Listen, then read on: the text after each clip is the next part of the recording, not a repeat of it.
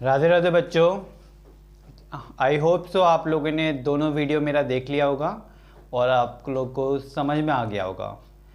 ठीक ना। आज हम लोग मैट्रिक्स का ही कंटिन्यू कर रहे हैं। सारा डिस्कशन आज जितना टाइप्स का मैट्रिक्स है आई होप कोशिश करूँगा मैं ख़त्म करने का। ठीक ना। मेरा आज हम लोग स्टार्ट कर रहे हैं हॉरिजॉन्टल मैट्रिक्स। कहाँ से स्टार्ट करें हम लोग? Horizontal matrix. एक मैट्रिक्स, अब देखिए हॉरिजॉन्टल मैट्रिक्स किस श्रेणी का नाम है देखते हैं। ठीक, 3 4 5 6 7 8 9 10 -1 0 3 5। ठीक, इसमें देखिए नंबर ऑफ रोज कितना है? 3 है। और नंबर ऑफ कॉलम कितना है? 1 कॉलम, 2 कॉलम, 3 कॉलम, 4 कॉलम। तो 3 इंटू 4 ऑर्डर का मैट्रिक्स हो गया। किस ऑर्डर का मैट्रिक्स है हमारा? 3 इंटू 4, जिसमें नंबर ऑफ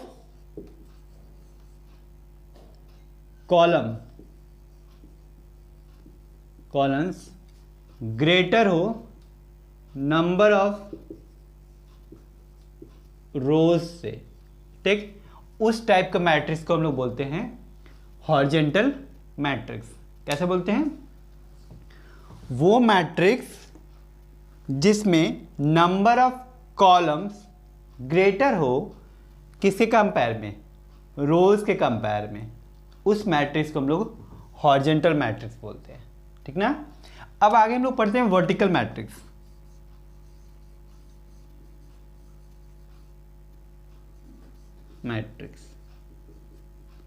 ठीक, वर्टिकल मैट्रिक्स में क्या है? जस्ट इसी का अपोजिट हो जाएगा।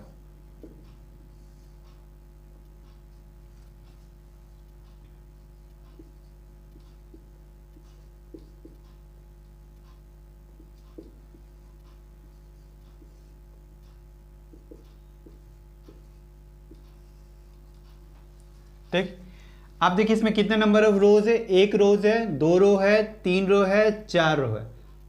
4 रो है। और नंबर ऑफ कॉलम कितने? 1 column, 2 column, 3 column. Number of column कितने आपके पास? 3।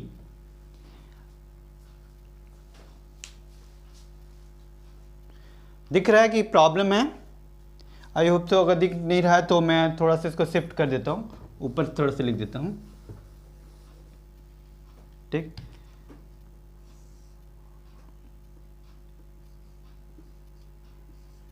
जीरो -1 0 5 0 2 0 6 7 8 दिख रहा है ना? ठीक, अब देखिए ये आपके कितने ऑर्डर का मैट्रिक्स है? 1 रो है, 2 रो है, 3 रो है, 4 रो है। अब कॉलम कितने? 1 कॉलम, 2 कॉलम, 3 कॉलम। तो 4 इंटू 3। ये तो आपको ऑलरेडी पता है कि पहले नंबर। ठीक, देखिए आप यहां पे मैंने क्या लिखा? 4 इंटू 3, मतलब नंबर ऑफ रोज कितना आपके पास? नंबर ऑफ रोज आपके पास 4 रो है। ठीक ना। और कॉलम 1 कॉलम, 2 कॉलम, 3 कॉलम, जिसमें नंबर ऑफ रोज ज्यादा हो किसके कंपेयर में? कॉलम के कंपेयर में। उसको बोलते हैं वर्टिकल मैट्रिक्स। मतलब वर्टिकल मैट्रिक्स में number of rose must be greater than number of columns. ठीक, ऐसा मैट्रिक्स जिसमें नंबर ऑफ रोज ज्यादा हो नंबर ऑफ कॉलम से, उस टाइप का मैट्रिक्स को हम लोग बोलते हैं vertical matrix. I hope so clear हो गया होगा।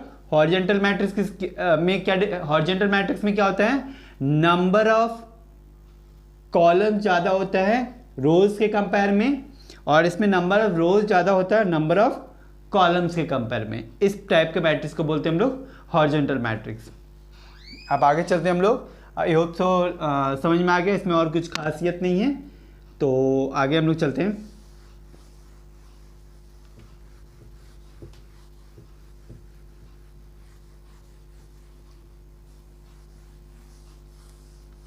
अब मैं आपको बता रहा हूं ट्रेस ऑफ ए मैट्रिक्स। क्या है?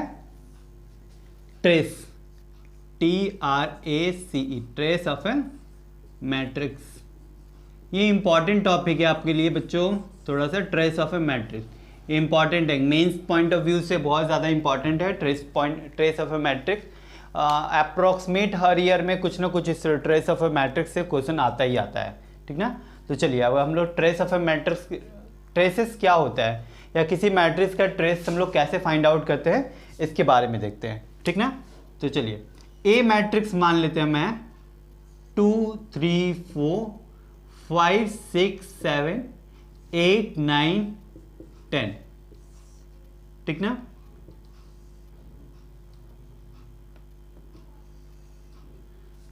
तो ठीक समझिएगा, थोड़ा सा देखिएगा ध्यान से। कोई भी ट्रेस TRA, इसको बोलते हैं हम लोग, क्या पढ़ते हैं, trace of A matrix A. Trace of A matrix A क्या होता है, sum of the elements in leading diagonal, leading diagonals. Marker का इंक थोड़ा सा डाउनफॉल में जा रहा है, 2 मिनट रुक जाइए, मैं आपको बता रहा हूँ, रिफिल फिल कर ले रहा हूँ, होती है थोड़ी थोड़ी, मैंने चेक किया नहीं था ना रिफिल, और दूसरा मार्कर मैंने रखा कहाँ, वो चलिए कोई बात नहीं। चलिए ट्रेस ऑफ ए मैट्रिक्स क्या होता है, sum of the elements in the leading diagonals, इसको बोलते हैं हम लोग ट्रेस ऑफ ए मैट्रिक्स। तो इस मैट्रिक्स का ट्रेस अगर बात किया जाए, ट्रेस, तो हमारे पास क्या आएगा, 2 + 6 + 10, तो 18। ट्रेस ऑफ ए क्या आ गया हमारे पास, मैट्रिक्स ए का ट्रेस क्या आ गया हमारे पास, 18। ट्रेस क्या होता है, कोई भी एलिमेंट्स का, कोई भी मैट्रिक्स का diagonal element, leading diagonal elements का सारा एलिमेंट्स का सम, इसको बोलते हैं हम लोग का ट्रेस ऑफ ए मैट्रिक्स। कोई प्रॉब्लम नहीं ना। चलिए अब इसके कुछ कुछ प्रॉपर्टीज होते हैं, उस प्रॉपर्टीज को हम लोग पढ़ते हैं पहले, ठीक ना। चलो प्रॉपर्टीज पढ़ने से पहले थोड़ा सा कुछ मैं आपको बताता हूं। अगर कोई मैट्रिक्स ए है 2 3 4 5 6 7 8 0 -1, ठीक ना। अगर मुझे 2A निकालना हो, ठीक ना, क्या कर रहा हूं मैं, 2A, तो मतलब मैट्रिक्स ए में 2 से मल्टीप्लाई कर रहे हैं, तो हर एलिमेंट मैट्रिक्स में क्या होता है, each and every element, her element को, जितना है मैट्रिक्स में इतने सारे एलिमेंट है ना, सारे एलिमेंट्स को हम लोग 2 से मल्टीप्लाई कर देंगे, तो क्या आ जाएगा, 2 2 2 जा 4। देखिए इस 2 को मैट्रिक्स ए में हर एलिमेंट को मैं 2 से मल्टीप्लाई कर रहा हूं, 2 2 जा 4 6 8 10 12 14 16 0 -2, ठीक ना। तो 2A मतलब क्या हुआ कि जो भी मैट्रिक्स है उसको मैंने 2 से मल्टीप्लाई कर दिया, ठीक ना। अब मैं थोड़ा सा आपको ट्रेस प्रॉपर्टीज बता रहा हूं, किसका, ट्रेस ऑफ ए मैट्रिक्स का। पहला प्रॉपर्टी क्या है, trace of A matrix A, ठीक, trace of A matrix K times of A equal to K times trace of matrix ए।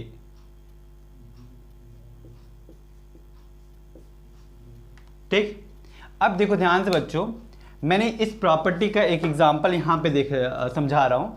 आप इस मैट्रिक्स का अगर हम ट्रेस निकालते हैं, ट्रेस ऑफ ए मैट्रिक्स क्या आएगा, 2 6 -1, तो यहां से 7 आ जाएगा।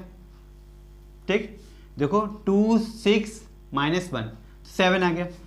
इस मैट्रिक्स का अगर मैं trace of A matrix 2A का अगर निकालते फाइंड आउट कर रहा मैं, ट्रेस ऑफ 2A मैट्रिक्स, तो आप देखिए निकालिए क्या आ रहा है। ठीक, 4 प्लस 12 प्लस -2, ठीक। तो यहाँ से 14। तो इसमें देखिए रिलेशन आप ऑलरेडी देख रहे हो कि अगर इसमें हमें 2 से मल्टीप्लाई कर दिया जाए तो 14 के बराबर आ जा रहा है, ठीक ना। तो मैंने यहाँ क्या लिखा है कि कोई भी मैट्रिक्स अगर कोई भी कांस्टेंट से मल्टीप्लाई करके ट्रेस जोड़िए या उस मैट्रिक्स का ट्रेस निकाल के उस कांस्टेंट से मल्टीप्लाई कर दीजिए, दोनों बराबर होगा। आप यहाँ पे देख सकते हैं, देखिए ये जो मैट्रिक्स ए था उसका ट्रेस आपके पास 7 आया और 2 टाइम्स मल्टीप्लाई करके मैंने ट्रेस निकाला तो 14 आ गया। तो इसमें अगर मैंने 2 से मल्टीप्लाई कर दिया तो ये 14 के बराबर आ गया है। इसका मतलब यहाँ पे जो के का काम कर रहा है ये 2 कर रहा है। तो देखिए ध्यान से देखिए, दोनों ये प्रॉपर्टी के दोनों मैट्रिक्स में स्क्वायर मैट्रिक्स का बात कर रहे हैं, तो दोनों ट्रेस ए के से मल्टीप्लाई करके ऐड किया या ट्रेस निकाल के मल्टीप्लाई किया, दोनों सेम है, ठीक। अब दूसरा प्रॉपर्टी में चल रहा हूँ, property 2। I hope so property 1 में कोई प्रॉब्लम नहीं हुआ होगा, ठीक। तो प्रॉपर्टी 2 अभी आप पढ़ लीजिए, उसके बाद trace of A plus B, अभी आप बस थोड़ा सा समझ लीजिए, फिर मैं एडिशन ऑफ ए मैट्रिक्स जब समझाऊंगा तो थोड़ा क्लियर हो जाएगा। तो trace of A plus trace of B लिख सकते हैं, मैं trace of matrix A equal to trace of matrix B, ठीक। अच्छा, third trace of a unit matrix, ठीक। Trace of a unit matrix equal to मैं बोल सकता हूं n के बराबर आता है, ठीक। आप एक इस प्रॉपर्टी को मैं समझा दे रहा हूं।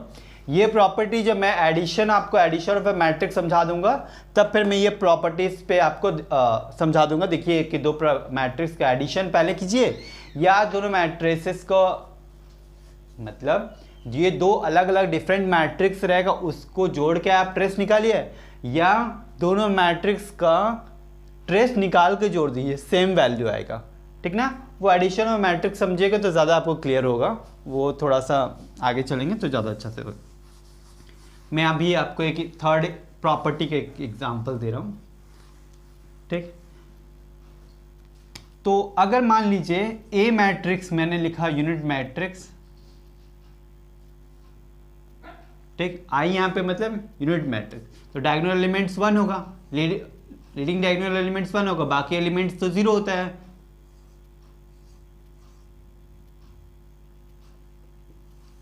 ठीक।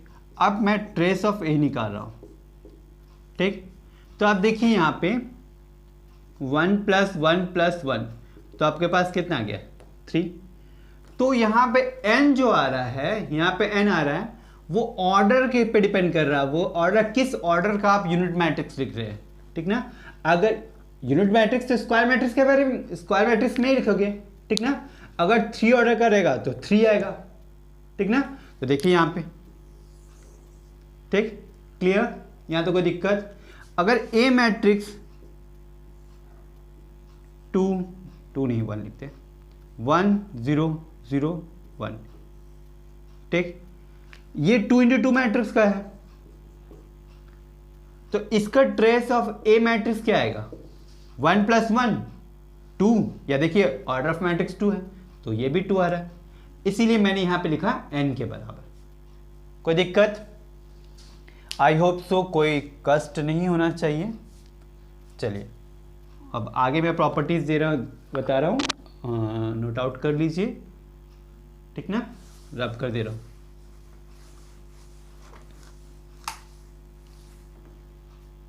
प्रॉपर्टी थर्ड हो गया, प्रॉपर्टी 4, ठीक।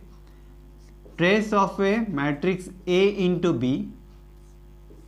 इक्वल टू होता है trace of A matrix BA। Square matrix का बात कर रहे हैं, ठीक ना। स्क्वायर मैट्रिक्स मतलब number of row equal to number of column हो तो ही ये प्रॉपर्टी फुलफिल होता है, ठीक। अच्छा, trace of A matrix A B ये कभी भी नॉट इक्वल टू होता है, ठीक। ट्रेस ऑफ ए इंटू आप ये बोलोगे ट्रेस ऑफ ए बी, कि हम अलग अलग सेपरेट नहीं कर सकते, जैसे मैंने एडिशन पे सब अलग अलग कर दिया, यहाँ सब माइनस रहेगा तो भी चलेगा, ठीक ना। तो ये नहीं, ऐसा नहीं कर सकते हम लोग, ठीक ना, कि trace of A into B निकालिए और या trace of A into trace अलग ए का मैट्रिक्स का ट्रेस निकालिए और ट्रेस मैट्रिक्स बी का निकाल के इंटू कर दीजिए, तो ये आपको सेम वैल्यू नहीं देगा, ठीक ना, कोई दिक्कत। एंड चौथा पांचवा property, trace of A matrix A equal to हम लोग लिख सकते हैं trace of A matrix C into A into C inverse, ठीक, क्लियर। अब सी क्या है यहाँ पे, नॉन सिंगुलर मैट्रिक्स। ये सब सारा चीज़ आप लोग बाद में पढ़ोगे, सिर्फ अभी थोड़ा सा समझ लीजिए है क्या नॉन सिंगुलर मैट्रिक्स। इस पर क्वेश्चंस करेंगे तो ज़्यादा अच्छे से समझ में आ जाएगा। अभी तो फिलहाल आपके दिमाग में बस होना चाहिए ट्रेस ऑफ ए मैट्रिक्स है क्या, और ये प्रॉपर्टीज़ आपके शटअप पे और आपके माइंड पे सेट होना चाहिए। फिर मैं आपका जो भी से डिस्कशन करूँगा, मतलब मल्टीप्लिकेशन आपको डिस्कस नहीं किया हुआ, इन नॉन सिंगुलर क्या होता है, सिंगुलर मैट्रिक्स क्या होता है, ये सब सारा डिस्कस करेंगे तो आपको अच्छे से समझ में आ जाएगा, ठीक। आई होप सो अंडरस्टूड हो गया होगा, कोई दिक्कत नहीं होना चाहिए। चलिए आगे पढ़ते हैं हम लोग, ठीक ना।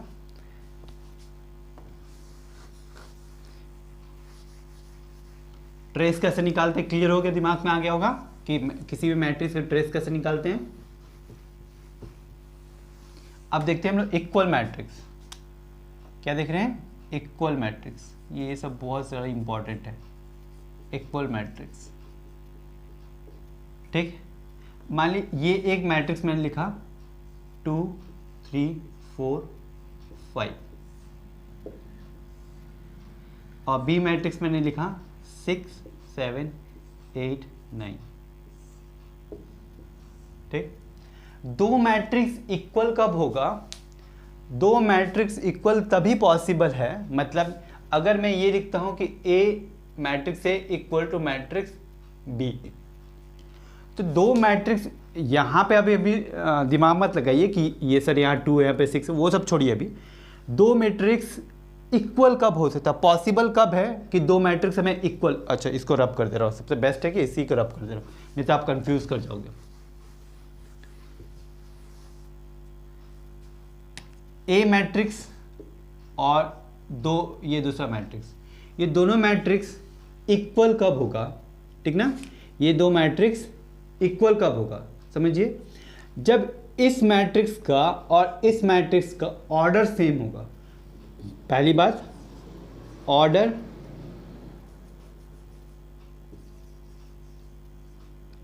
Of both the matrix must be same, ठीक। मतलब ये अगर 3x3 ऑर्डर का है तो ये भी 3x3 का ऑर्डर मैट्रिक्स होना चाहिए। अगर ये 2x2 ऑर्डर का है तो ये भी 2x2 मैट्रिक्स का होना चाहिए। कंपैरिजन जब भी किया जाता है तो इक्वल पार्ट्स में किया जाता है कंपैरिजन, मतलब हम अगर किसी के साथ कंपैरिजन कर रहे हैं, कंपेयर कर रहे हैं, तो मेरा कंपैरिजन किसी और के साथ होगा तो मेरा और उसके इसमें कुछ तो इक्वल होगा तभी ना कंपैरिजन करेंगे। अनइक्वल पार्ट को तो कंपैरिजन करते नहीं है। तो इक्वल मैट्रिक्स कब बोल सकते हैं कि दोनों का जब ऑर्डर सेम होना चाहिए, पहली बात, और दूसरी बात उसके क्रॉसपॉन्डिंग एलिमेंट्स भी इक्वल होना चाहिए। क्रॉसपॉन्डिंग एलिमेंट्स,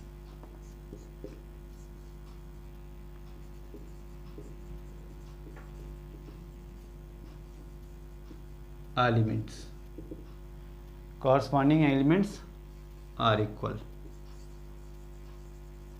ठीक। अब समझो, अब यहाँ पे मैं दे रहा हूँ एग्जांपल। ए मैट्रिक्स मैंने लिखा है यहाँ पे ए बी सी डी, और बी मैट्रिक्स लिखा मैंने एक्स वाई जेड ए नहीं लिखता, के लिख देता। तो ए मैट्रिक्स इक्वल टू, अगर बी मैट्रिक्स है, ठीक, तो यहां पे A B C D equal है एक्स वाई जेड, यहां पे के।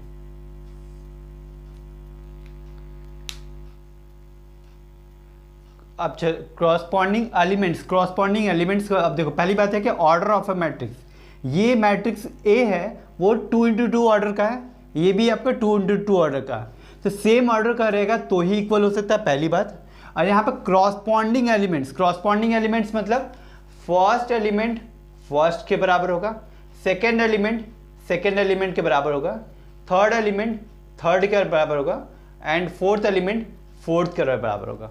मतलब फर्स्ट रो का फर्स्ट कॉलम का एलिमेंट, इसका भी हम लोग फर्स्ट रो का फर्स्ट कॉलम का एलिमेंट की बात करें इक्वल होगा, ठीक ना। क्रॉसपॉन्डिंग एलिमेंट्स का मतलब यहाँ ये चल रहा है कि ये इसके बराबर होगा, बी वाई के बराबर होगा, सी जेड के बराबर होगा, और डी के बराबर होगा, ठीक ना। कोई दिक्कत? इक्वल मैट्रिक्स समझ में आ गया? इक्वल मैट्रिक्स कब बोल सकते हैं? दोनों का ऑर्डर सेम होना चाहिए, पहली बात। क्रॉसपॉन्डिंग एलिमेंट सेम होना चाहिए, तभी हम लोग बोल सकते हैं उसको इक्वल मैट्रिक्स, अदरवाइज हम लोग इसको इक्वल मैट्रिक्स नहीं बोल सकते हैं, ठीक। आई होप सो आप लोगों को इतना समझ में आ गया होगा। तो चलिए इस पे हम लोग कुछ क्वेश्चंस करते हैं, इस पे अच्छे अच्छे क्वेश्चंस आते हैं mains and board point of view से, दोनों से, ठीक ना। आई होप सो कॉपी कर लिया होगा, नहीं किया हो तो स्क्रीनशॉट ले लीजिए। रब करूं?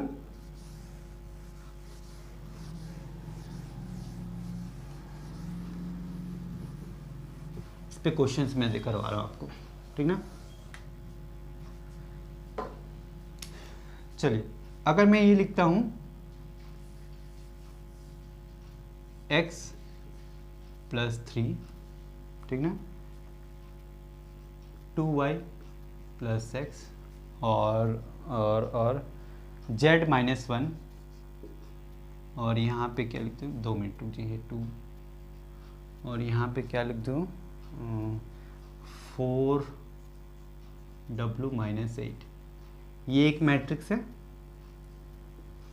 और इसको इक्वल कर रहा हूँ मैं, ठीक ना, इसको इक्वल कर रहा हूँ मैं -x - 1 से कर रहा हूँ, और सेकंड को मैं कर देता हूँ 0 का बराबर, ये 0 का बराबर, ये 3 के बराबर, और इसको 2w के बराबर कर देता हूँ, ठीक। Then find the value of x, y, z, ठीक ना। अब देखिए यहाँ पे ये दो मैट्रिक्स, ये एक मैट्रिक्स, ये दूसरा मैट्रिक्स, ये भी मैट्रिक्स 2x2 ऑर्डर का है, ये भी मैट्रिक्स आपका 2x2 ऑर्डर का है, दोनों मैट्रिक्स इक्वल है, ठीक। इक्वल हुआ मतलब दोनों का 2x2 ऑर्डर का है, इसीलिए इक्वल हो गया। अब क्रॉसपॉन्डिंग एक्स वाई का वैल्यू निकाल रहे हैं, दो मैट्रिक्स इक्वल हो मतलब इसका क्रॉसपॉन्डिंग एलिमेंट्स भी इक्वल होगा। इसका मतलब क्या हुआ, x + 3 इक्वल टू हमारे पास आना चाहिए x - 1 के बराबर, ठीक। अब इस x को इधर ले आते हैं तो 2x इक्वल टू आपके पास -4 के बराबर, देयरफॉर x का वैल्यू आपके पास कितना गया, 2। कोई दिक्कत? सिमिलर वे से इसका क्रॉसपॉन्डिंग एलिमेंट इक्वल कर रहे हैं, तो इस 2y + x किसके बराबर होना चाहिए, 0 के बराबर, तो 2y + x = 0 के बराबर। कोई दिक्कत? तो x = -2y के बराबर, तो यहाँ x का वैल्यू आप ऑलरेडी फाइंड आउट कर चुके हो, तो x का वैल्यू मैं पुट कर दे रहा हूँ 2 = -2y, तो ये कैंसिल हुआ, देयरफॉर y का वैल्यू कितना आ गया आपके पास, -1। कोई दिक्कत? कोई प्रॉब्लम में आता? मैंने क्या किया, क्रॉसपॉन्डिंग एलिमेंट्स को इक्वल करके एक रिलेशन आ गया, उसको सॉल्व कर लिया। ये सेकंड एलिमेंट है, मतलब फर्स्ट रो का सेकंड कॉलम का एलिमेंट क्रॉसपॉन्डिंगली इक्वल किया, ठीक। अब थर्ड में मैं जा रहा हूं, तो ये जो हमारा एलिमेंट है, ये जो एलिमेंट है ये इसके बराबर होगा, तो 4w - 8 = 2w के बराबर, 4w - 2w = 8 के बराबर, तो यहाँ से 2w = 8, तो w = 4। आई होप सो समझ में आ गया होगा। एक बार आप अच्छे से देखिए आराम से, कोई प्रॉब्लम है, एक भी स्टेप में ऐसा कोई आपको प्रॉब्लम हो रहा है तो मुझे कमेंट करो, मैं आपको तुरंत बता रहा हूँ। ठीक, एक बार अच्छे से देखो ना, अच्छे से शांति से देखो। आई होप से कोई प्रॉब्लम नहीं हुआ होगा। सारी आप ये सारे छोटी छोटी चीज़ें तो आप बचपन में सीखे थे कि इक्वल है तो कैसे लीनियर इक्वेशन टू वेरिएबल्स या sorry linear equation one variable को कैसे सॉल्व करते हैं, ये बचपन की यादें हैं। तो थोड़ा इस पार्ट को देख लेते हैं। ठीक, चलो अब नेक्स्ट क्वेश्चन पे चले हम लोग, इक्वल मैट्रिक्स पे। चलो इक्वल मैट्रिक्स का मैं नेक्स्ट क्वेश्चन आपको करवा रहा हूँ।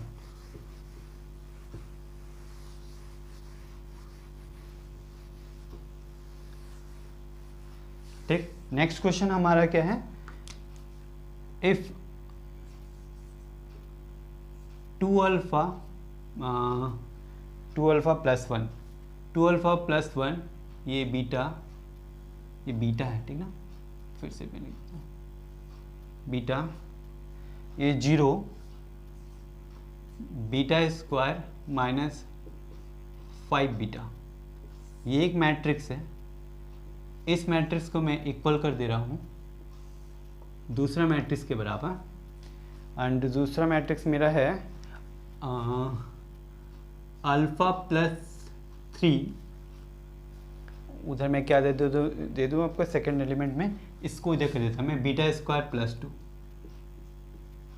Beta square plus 2, I hope so दिख रहा होगा आपको।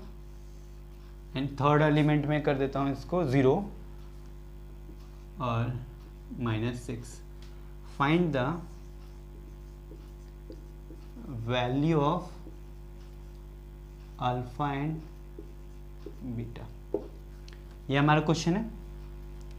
तो ये एक मैट्रिक्स है और ये एक मैट्रिक्स है, दोनों मैट्रिक्स हमारा 2 × 2 ऑर्डर का है। देखिए 2 रो एंड 2 कॉलम है, ये मैट्रिक्स है भी हमारा 2 रो एंड 2 कॉलम है, तो ऑर्डर ऑफ मैट्रिक्स सेम है। अगर ऑर्डर ऑफ मैट्रिक्स सेम है तो उसका करॉस्पॉन्डिंग एलिमेंट्स भी इक्वल होना चाहिए। ठीक, तो मेरा पहला स्टेप्स क्या होगा, 2 alpha plus 1 equal to alpha plus 3। आप सॉल्यूशन मत देखो, पहले आप ना खुद से ट्राई करो कि मैंने इससे पहले डिस्कस किया कि कैसे करके सॉल्व करेंगे, खुद से ट्राई करो, उसके बाद मेरा वीडियो देखिएगा आप। अल्फ़ा के पास आएगा तो 2 alpha minus alpha equal to 3 - 1, तो यहाँ से हमारे पास देयरफॉर अल्फ़ा का वैल्यू कितना आ गया 2। ठीक, अब मैं दूसरा एलिमेंट्स को इक्वल कर रहा हूँ, beta square plus 2 equal to beta के बराबर, तो beta square minus beta plus 2 equal to 0। तो ये हमारे पास क्वाड्रेटिक इक्वेशन आ गया। इस क्वाड्रेटिक इक्वेशन को मैं मिडिल टर्म स्प्लिट से सॉल्व कर रहा हूँ, beta square minus 2 beta plus beta, कुछ गड़बड़ है क्या, आई होप सो, कुछ तो गड़बड़ होना चाहिए। ये आ नहीं रहा है, क्या करें, इसको 3 कर दो, इसको 3 कर दो तो मेरे ख्याल से आ जाएगा 3, तो यहाँ पे 3 आ जाएगा, तो minus beta plus 2, middle term split हो जाएगा ना, अब इसीलिए 3 कर दिया मैंने। अब यहाँ से मैं बीटा कॉमन लेता हूँ तो बीटा -2, -1 कॉमन लेता हूँ तो बीटा -2, तो beta -1 into beta -2 equal to 0 के बराबर। तो हमारे पास बीटा का वैल्यू बीटा -1 इक्वल टू 0 और बीटा -2 इक्वल टू 0 के बराबर। तो हमारे पास बीटा का वैल्यू 2 आ गया, 1 और 2। ऐसे भी क्वाड्रेटिक एक्सप्रेशन बना है, बीटा का 2 पॉसिबल वैल्यूज़ है, जहाँ पे पुट करने से बीटा का वो दोनों वैल्यू में से किसी भी एक वैल्यू पुट कीजिए आप, तो दोनों मैट्रिक्स सेम आ जाएगा। ठीक ना, कोई दिक्कत? देखो बीटा का वैल्यू आप यहाँ आप खुद से चेक करो, बीटा का वैल्यू अल्फ़ा का वैल्यू 2 पुट करो तो 4 + 1 5, यहाँ पे भी बीटा का तो 2 + 3 5। देखो से आप पुट करके देखिए, ये एलिमेंट यहाँ पे क्या आ रहा है 4 + 1 5, ये पूरा एलिमेंट क्या बन जा रहा है 5, यहाँ पे भी 2 पुट करके देखिए आपका 5। अल्फा का बीटा का वैल्यू 1 पुट करके दिया, 3 आ रहा है और यहाँ पे भी 3 आ रहा है। अगर आप बीटा का वैल्यू 2 पुट करके देखते हैं तो 6, यहाँ पर भी 6, क्रॉसपॉन्डिंग एलिमेंट्स आपको ऑलवेज इक्वल आ रहा है। तो इक्वल मैट्रिक्स में हमेशा ऑर्डर ऑफ मैट्रिक्स सेम होना चाहिए। पहली बात मैंने क्या कहा, ऑर्डर ऑफ मैट्रिक्स सेम होना चाहिए। एंड दूसरी बात, उसका क्रॉसपॉन्डिंग एलिमेंट्स इक्वल होना चाहिए, ठीक ना। अगर थोड़ा सा स्टैंडर्ड क्वेश्चन पूछा जाए इसमें, थोड़ा सा अगर मैं इसके क्वेश्चन को थोड़ा सा मॉडिफाइड करता हूँ, पूछ सके find the possible values of beta, find the number of possible values of beta. तो पहला ऑप्शन दे देता मैं 1, दूसरा ऑप्शन दे देता 2, तीसरा ऑप्शन देता 0 एंड चौथा ऑप्शन देता नन ऑफ दिस। ठीक, मैंने क्या कहा, find the number of possible values of beta. तो पॉसिबल वैल्यूज ऑफ बीटा हमारे पास कितना है, 1 और 2। तो कितना नंबर पॉसिबल वैल्यूज निकला हमारे पास, 2 पॉसिबल वैल्यूज निकला, जो हमारा इस मैट्रिक्स को सेटिस्फाइड कर रहा है और ये इक्वल मैट्रिक्स एक बन रहा है। ठीक ना, इक्वल मैट्रिक्स का लिए समझ में आ गया क्वेश्चन। आई होप सो कोई दिक्कत नहीं होना चाहिए। ठीक, क्लियर।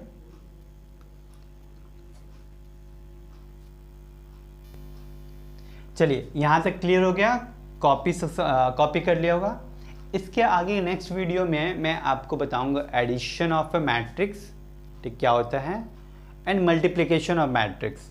एडिशन एंड मल्टीप्लिकेशन मैं आपको बताऊंगा, ठीक ना। चलिए नेक्स्ट वीडियो में मैं मिलता हूँ। आप यहाँ तक क्वेश्चंस बना लीजिएगा। अब मैं एक ही साथ होमवर्क दे दूँगा नेक्स्ट वीडियो में, या मैं आपको सारा पार्ट का होमवर्क दे दूँगा, मतलब